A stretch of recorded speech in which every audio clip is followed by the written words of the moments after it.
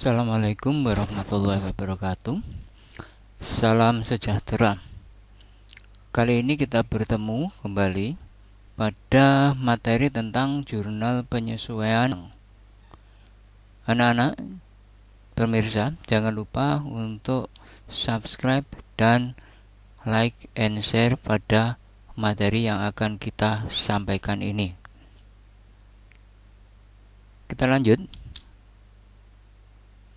Sebenarnya siklus akuntansi perusahaan jasa yang dipelajari kalian selama di SMA itu meliputi dari transaksi dan bukti-bukti transaksi ini sampai proses pada jurnal pembalik. Tuh. Materi kali ini yang akan kita bahas adalah mengenai jurnal penyesuaian. Itu tempatnya di sini. Data-data yang diperoleh dari jurnal penyesuaian, kita harus menyusun neraca saldo terlebih dahulu. Saya yakin masih ingat tentang neraca saldo. Neraca saldo bentuknya seperti ini, yang berisi tentang saldo-saldo buku besar, di mana jumlah yang terakhir adalah harus seimbang. Nah, dari neraca saldo ini maka kalian akan membuat jurnal penyesuaian. Nah, jurnal penyesuaian yang dimaksud di sini apakah wajib sifatnya? Jurnal penyesuaian itu wajib sifatnya. Oke, kita bahas selanjutnya. Nah, keseimbangan neraca saldo antara sisi debit dan sisi kredit belum menjamin saldo menunjukkan keadaan yang sebenarnya. Maka perlu diadakan penyesuaian dan perbaikan. Nah, bagaimana cara memperbaiki tersebut? Maka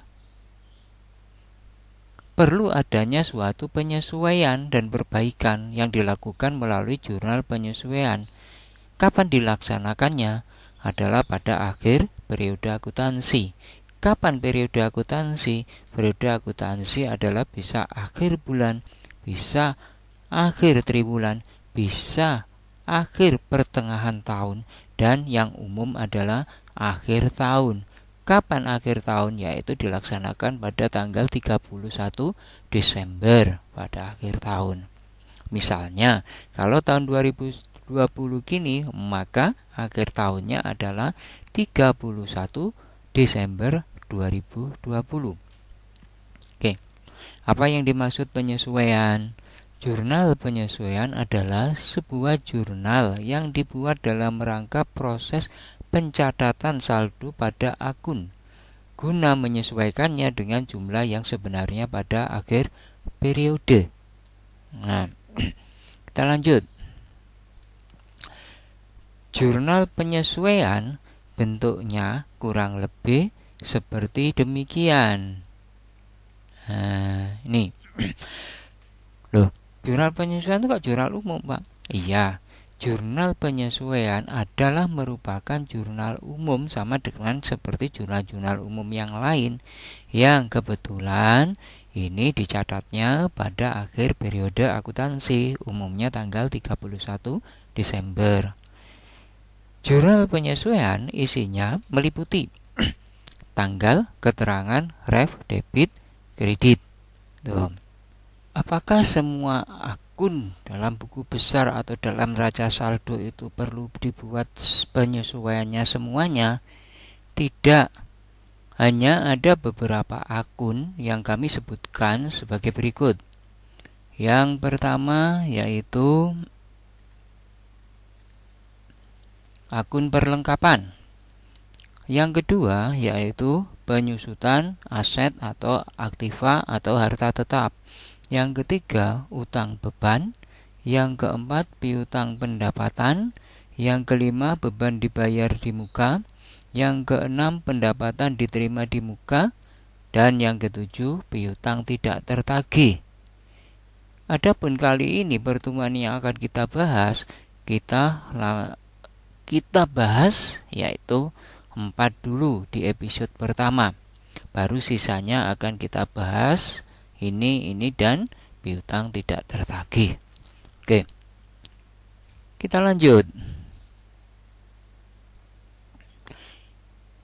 Yang pertama yang akan kita buat jurnal penyesuaian yaitu pemakaian perlengkapan atau istilahnya supplies. Nah, apa akun perlengkapan itu? Akun perlengkapan kantor atau perlengkapan toko salah satu contohnya. Termasuk akun ini yang harus disesuaikan supaya menunjukkan keadaan yang sebenarnya. Contoh, selama periode akuntansi dilakukan beberapa kali pembelian perlengkapan kantor, sehingga dalam neraca saldo terhadap akun perlengkapan kantor sebesar 5 juta rupiah. Melalui pemeriksaan fisik pada akhir periode 31 Desember 2019, ini akhir periodenya kebetulan 31 Desember 2019, diketahui persediaan perlengkapan sebesar 3 juta rupiah. Soal ini menunjukkan bahwa nilai perlengkapan kantor selama 1 tahun itu dibeli banyak sekali, bertambah akhirnya menjadi 5 juta rupiah. Setelah dicek fisik pada akhir periode, ternyata dilihat di jumlah yang sebenarnya perlengkapan yang ada itu 3 juta rupiah. Maka kalau di neraca saldo catatannya tetap 5 juta rupiah, maka ini akan salah karena ada yang dipakai. Karena itu perlu dilakukan jurnal penyesuaiannya khusus untuk perlengkapan. Nah, bagaimana jurnal penyesuaian untuk perlengkapan?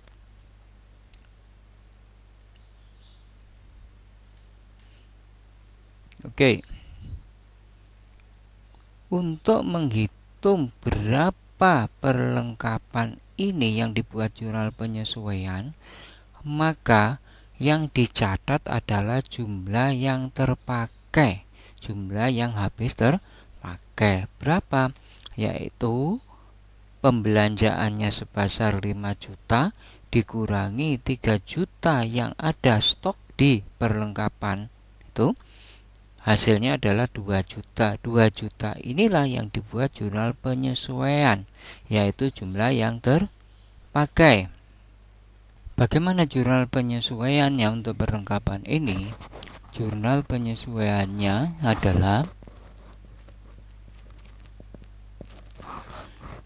beban perlengkapan kantor 3 juta rupiah sebelah debit, kreditnya perlengkapan kantor 3 juta rupiah. Nah, jangan lupa tahun, bulan, dan tanggal dicantumkan, yaitu tanggal 31 Desember 2019. Yang kedua, yaitu tentang penyusutan aset tetap. Aset tetap seperti peralatan, gedung, bangunan, dan sejenisnya, kecuali tanah, itu setiap tahunnya harus disusutkan. Maka dalam neraca saldo tanggal 31 Desember, ini contoh ya langsung, terdapat akun peralatan komputer sebesar 10 juta rupiah. Pada tanggal 31 Desember 2019 ditetapkan bahwa penyusutan sebesar 5% dari harga perolehan. Nah, dalam hal ini harga perolehan yang dimaksud di dalam penyusutan aset tetap ini adalah 10 juta, itu harga perolehannya. Kemudian disusutkan sebesar 5%. Kenapa disusutkan, Pak? Karena peralatan, yaitu aset tetap, itu kita ketahui umurnya makin lama makin berkurang. Barangnya tetap, tetapi nilainya kalau dijual kembali pasti akan turun. Maka perlu dilakukan suatu penyusutan.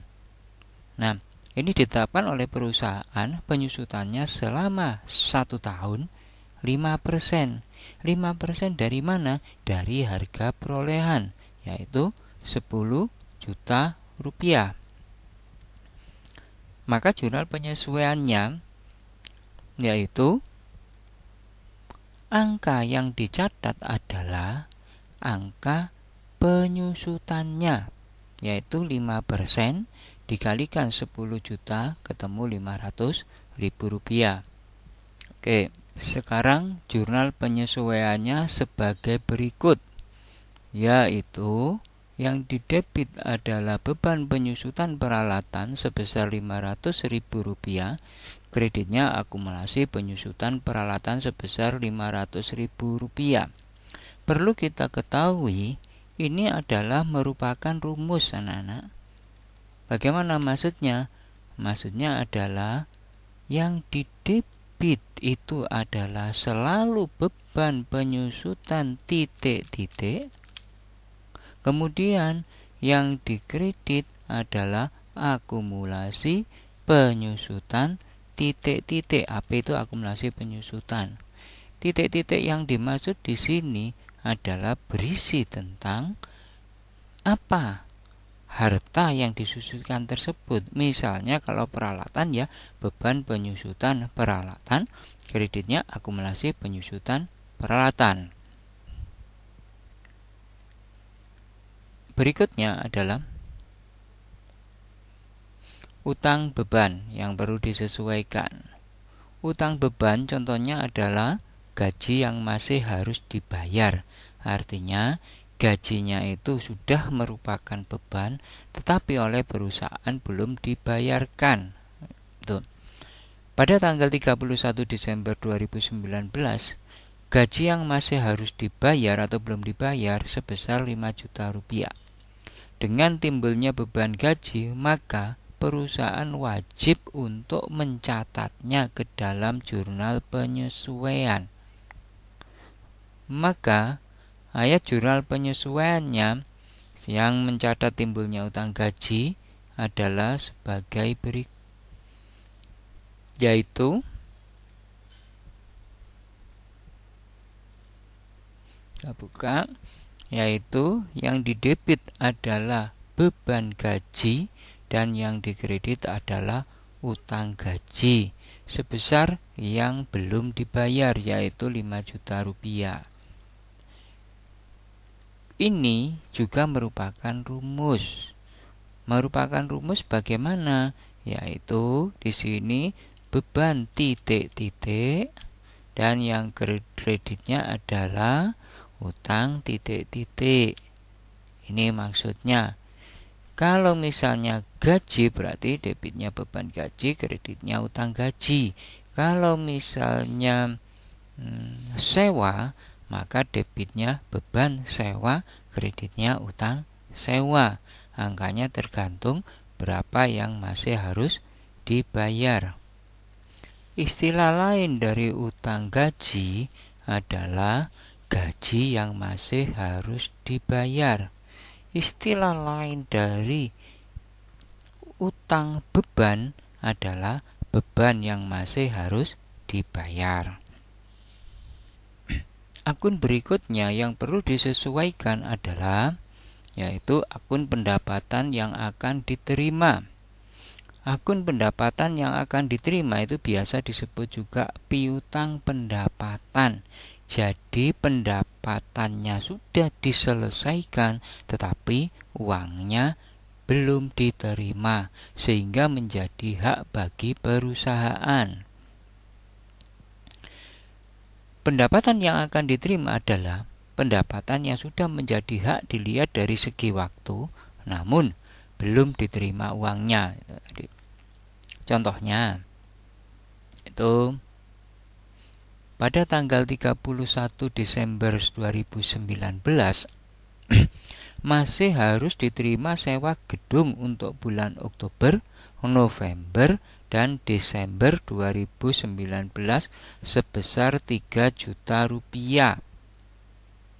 Maka jurnal penyesuaiannya adalah yang dicatat adalah, saya ulang, yang dicatat selama 3 bulan itu, Oktober, November, Desember 2019, sebesar 3 juta. Itu dicatat sebagai pendapatan yang akan diterima atau piutang pendapatan. Maka jurnal penyesuaiannya demikian.